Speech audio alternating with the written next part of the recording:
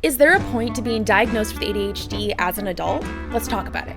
As someone who wasn't diagnosed until I was nearly 22, I can definitely relate to the feelings behind the thoughts like, is there a point to being diagnosed? Or, I've gone my whole life without a diagnosis, do I really need one now? Well, first off, I do believe informed self-diagnosis is absolutely valid. Considering many people don't have access to resources or even the diagnostic process, it is fair to make a self-diagnosis based on research and clear information. But today we're talking about the person that does have access to the process of being diagnosed and is wondering if that process is even worth it. Well, let's start by talking about what that diagnostic process even looks like. And we might have no idea what it looks like because ADHD and our understanding of it is quite a new thing. So why don't we start there? A brief history on the diagnostic process behind ADHD based on my research. So the earliest mention of a disorder that could potentially be later recognized as ADHD is from Sir Alexander Crichton in 1798. He documented a mental state with all the main symptoms of what we now know is ADHD. He even suggested that there should be special accommodations in education for children with these symptoms. Go Sir Alexander. But that's sort of where that ended at that time. It wasn't discussed or further researched until 1902. Sir George Frederick suggested that children specifically could suffer from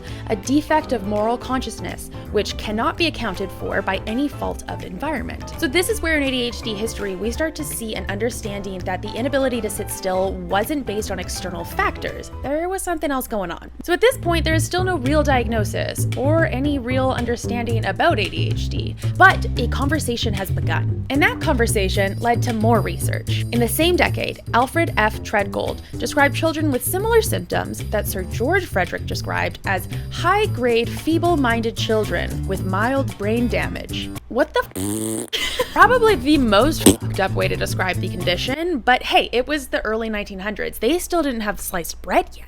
In the 1930s, we got our first cases of medication used specifically for improvement in behavior and school performance. Dr. Charles Bradley accidentally realized that Bezedrine, which was used for children with severe headaches, was reportedly helping their ability to focus in school and an improvement on their general behavior. At this time, the condition they believed they were treating was called hyperkinetic impulse disorder. But they believed that one, only children had these symptoms, and two, that they were emotionally disturbed. Love that.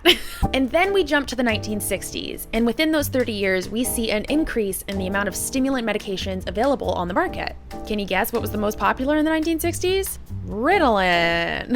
In 1963, Carmen Keith Connors published a study on the effects of Ritalin in emotionally disturbed children.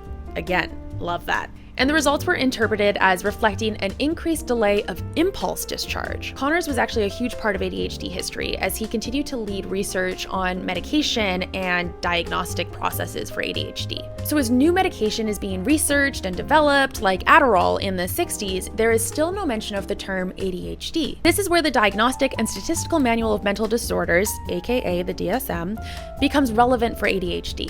In 1968, hyperkinetic impulse disorder had been a term in use for over a decade and appeared in the DSM too. Some can argue that this was the first mention of a disorder that would later be recognized as ADHD. But it wasn't until 1980 that the APA released the DSM-3, which featured a disorder by the name of attention deficit disorder. Sounds familiar, right? The only aspect of ADHD that we're missing here is the hyperactivity. Why is that? Well, it was specified that ADD could present itself with or without hyperactivity. It's not until 1987 that a revision is made to change the disorder's name to attention deficit hyperactivity disorder. Yes, you heard me correctly. The term ADD was no longer an accepted medical term as of 1987. We still hear it today. I don't know why. In the coming years, huge strides are made for ADHD research, including the 4th edition of the DSM describing the 3 types of ADHD: combined type, predominantly inattentive type, and predominantly hyperactive type. And in 1996, an updated AAP report finally suggests that children with attention disorders should utilize drug therapy combined with appropriate management of the child's environment and curriculum. This is the first time that we're hearing that it's not just drugs a child can take for their disorder.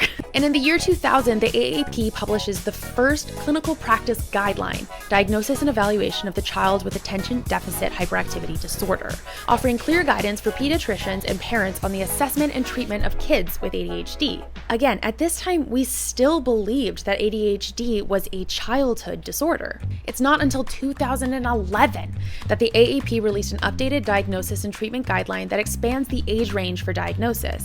And in 2013, the DSM expands its language around ADHD to include descriptions applicable to adolescents and adults. 2013, y'all. Less than 10 years ago, 2013. Oh my God. And truthfully, that's where a lot of our history comes from. The DSM criteria for ADHD is still widely debated, and from what I gather from my research, it's still lacking appropriate and inclusive language. So while ADHD has come a very long way in our understanding, we are still learning and getting more information. So this brings us all back to the idea of, is there a point of being diagnosed as an adult? Well, in short, it depends. If you're like me, when I started to consider getting a diagnosis, it was mainly for ease of mind, but there ended up being other huge benefits for me. So, what are the benefits to getting diagnosed as an adult?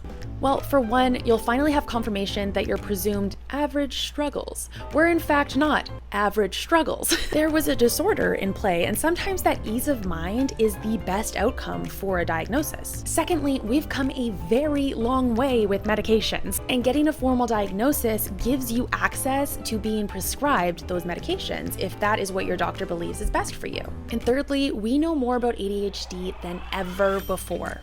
Gaining access to a diagnosis gives you the opportunity to target your symptoms and to then combat them with the necessary tools or strategies. Going through the diagnosis process for ADHD can also give you the opportunity to find out if it's something else going on. ADHD overlaps with a ton of symptoms in other disorders, and you'll never know which disorder it is unless you do get a formal diagnosis. So, do I think you should get a formal diagnosis?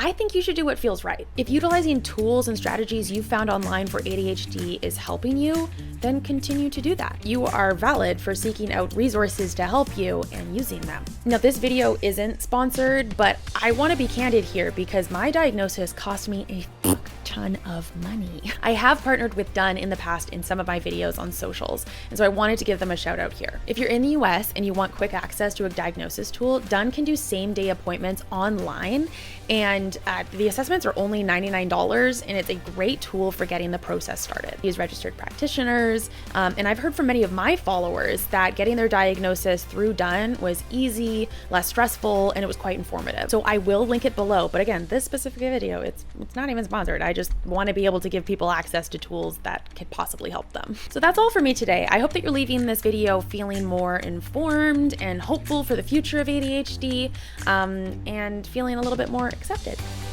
Anyways, I love you so much. Bye!